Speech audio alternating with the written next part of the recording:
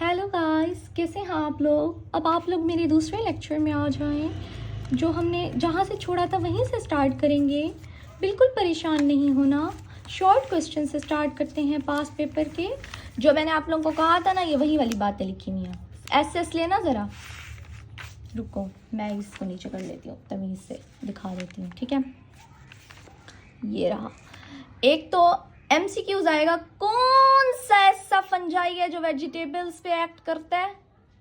मैंने क्या कहा था, एस्परजिलस। अब आएगा, कौन सा ऐसी फंजाई है जो हमारे डायबिटिक पेशेंट पे एक्ट करती है, तो आपने मीठे लोगों पे एक्ट करती है, वो म्यूकोराइजोपस है। कौन सा ऐसा फंजाई है जो ब्लड वेसल पर एक्ट करेगा, म्यूकोराइजोपस। MCQs याद रखना प्लीज प्लीज।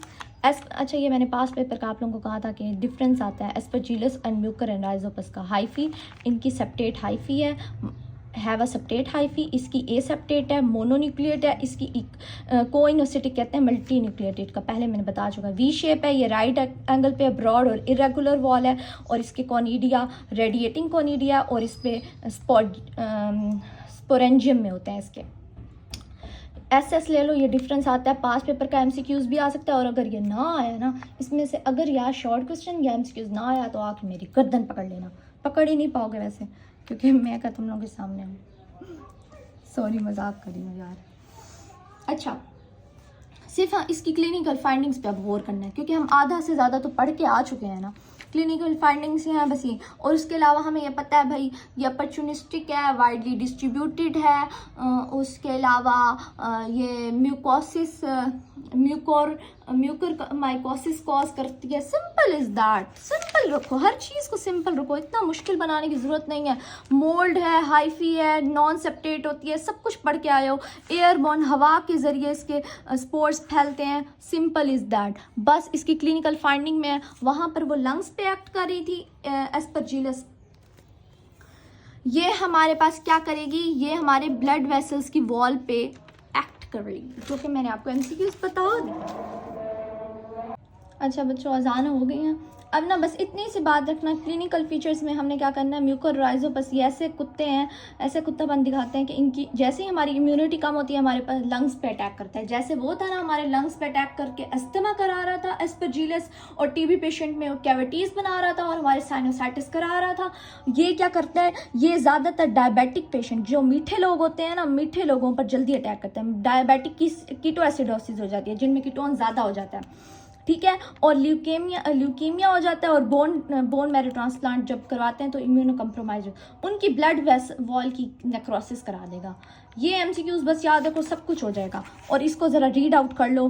राइनोसेरिबोम्यूकोरमाइकोसिस कराता है, साइनोसाइसिस जर्मिनेट हो जाती हैं हाइफी, और वहाँ से ब्लड वेसल्स में जाके ब्रेन में एक्ट करती है। मतलब ये हमारे ब्लड वेसल्स को अटैक कराता है ना, वो भी ब्रेन की।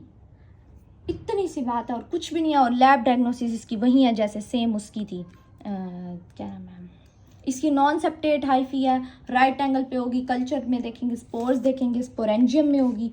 सिंपल, और कुछ भी नहीं है। सिंगल होंगे, वेरी लॉन्ग होंगे, एंड आगे ट्रीटमेंट लिखा हुआ है जो आपने नहीं करना। उसके बाद है न्यूमोसिस्टिस। न्यूमोसिस्टिस क्या है, एक तो सिस्ट वाली बात, एक ये MCQs है इसका प्रोटोजोन, और दूसरा इसका यीस्ट बेस्ड। बाकी ये इतना आती वाती कोई नहीं है, और इम्यूनो कम्प्रोमाइज है। और बाकी ये वाले आप पढ़ लेना एक बार, यहाँ से भी MCQs आते हैं, शॉर्ट क्वेश्चन नहीं आते। इतना सा चैप्टर था और कुछ भी नहीं था। पहले दो हमारे यीस्ट थे, कैंडिडा एल्बिकन्स और क्रिप्टोकोकस। उसके बाद हमारे पास मोल्ड आए, एस्परजिलस, म्यूकोराइजोपस, ये हमारे पास मोल्ड थे, हाइफी फॉर्म में थे। वो सेप्टेट हाइफी में था, वो नॉन सेप्टेट हाइफी में था। उसके स्पोर्स रेडिएटिंग थे, इसके स्पोर्स कैसे थे, एसेक्सुअल स्पोर्स इसके हमारे पास। गला खुश्क हो गया।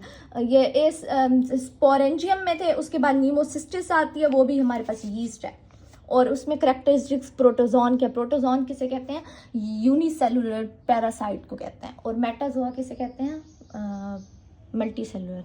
एट द एंड यही था बस।